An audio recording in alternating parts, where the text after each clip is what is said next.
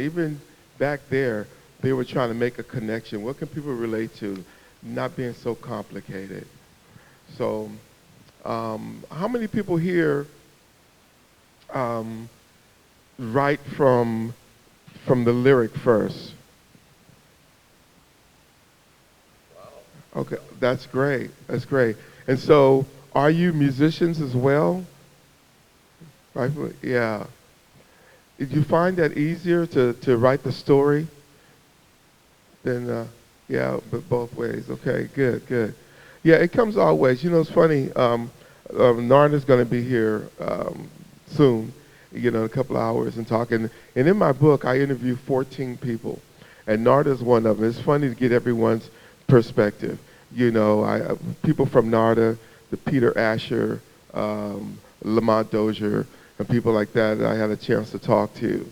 And it's funny, you know, you talk to Lamont Dozier, rest in peace, he's like, you know, it's the story.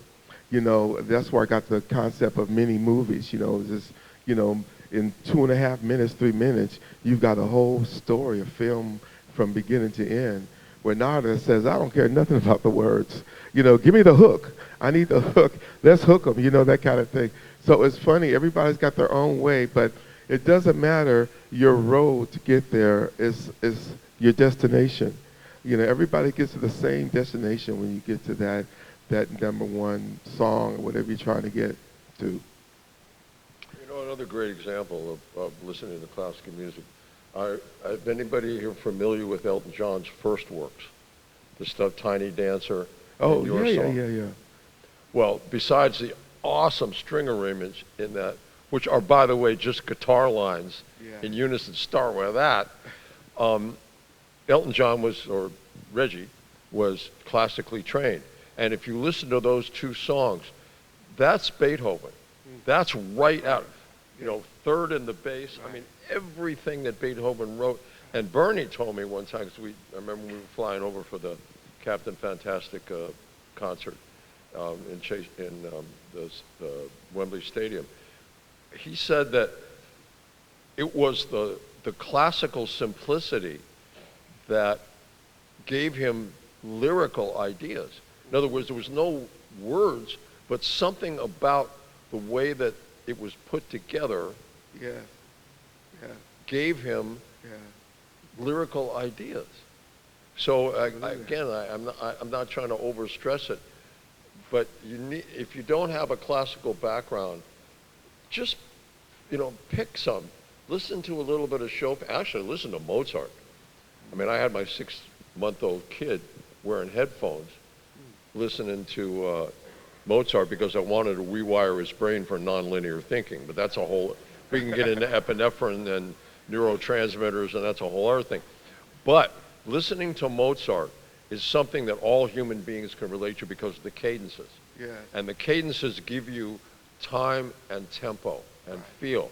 And once you have that, you have a structure on which to build whatever the lyrical content. But make yourself familiar with that. It's so relevant. It's so relevant in popular music. Those cadences, you know, we hear that all night and day with these popular songs and hits stuff. The other thing is the signature riffs. You know, it's so that the riff is identifiable with the song, and a lot of folks, you know, probably they don't know what they're listening to, but you know, when you hear don't, or even the lick he does in Ricky Don't Lose That Number, I mean, right away you know what it is. So it's so important to include that in your music, so people, it's like more ear candy, but people can relate to. And I think about 90% of all hit songs have a signature riff. So it's really important to do that. You guys, how many people incorporate signature riffs? Signature riffs. All right. Very, very cool. It's a very cool thing to do. What else can we talk about here? Well, in all the scientific research that's been done about music and trying to figure out what it is so that either people can do it on their own or machines can do it. They, the things that people agree on is its presentation and content and fulfillment.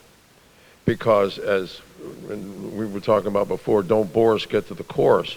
The idea in a hit song is that you create a sense of longing and need, and then you fulfill that with something. So, and when they started fading songs, that was very interesting because they gave you a sense of fulfillment, but they took it away from you and made you want more. Exactly. And so the question is, how do you write something that fulfills but makes people desire it more? They is familiar enough so it creates an earworm, creates a melody that is you can't get out of your head, Right. which is both fulfillment and then it's desire. And desire feeds into fulfillment, into desire, into fulfillment, into desire. And that's, from a scientific point of view, that's the way to write a hit song or a great piece of music. Again, you look at the great composers, they all did that. Absolutely. If you listen to the Moonlight Sonata, it is a sonata, so it has certain parts of it that repeat. But the one thing about what's the hook to the Moonlight Sonata? It's 6/8 time. It's melodies in a cadence that you cannot escape. And no matter where the melody goes, no matter where the chords go, you are now in phase with that, no matter what. Yeah, I agree. You could have too much of a good thing, you know. It might be a thing that you really dig and digging, but it's like too long.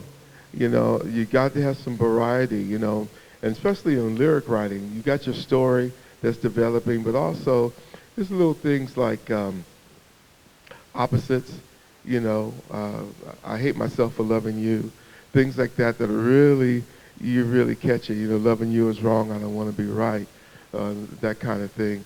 And it's really cool to throw that in, and before you know it, you got somebody.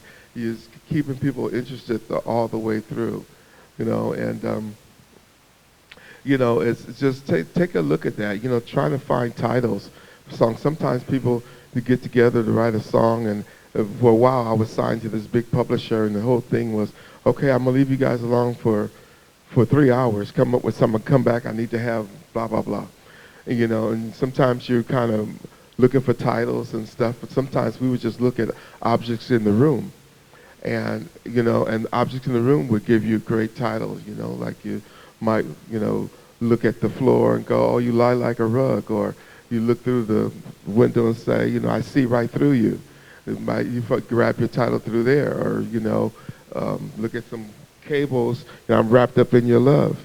You know, and you look at objects in the room that gives you ideas for. You learn certain skills when writing songs become a business, and so you know, just be open to everything and what someone's wearing, the chairs and things like that, if you ever get stuck for titles when it does come like that. There is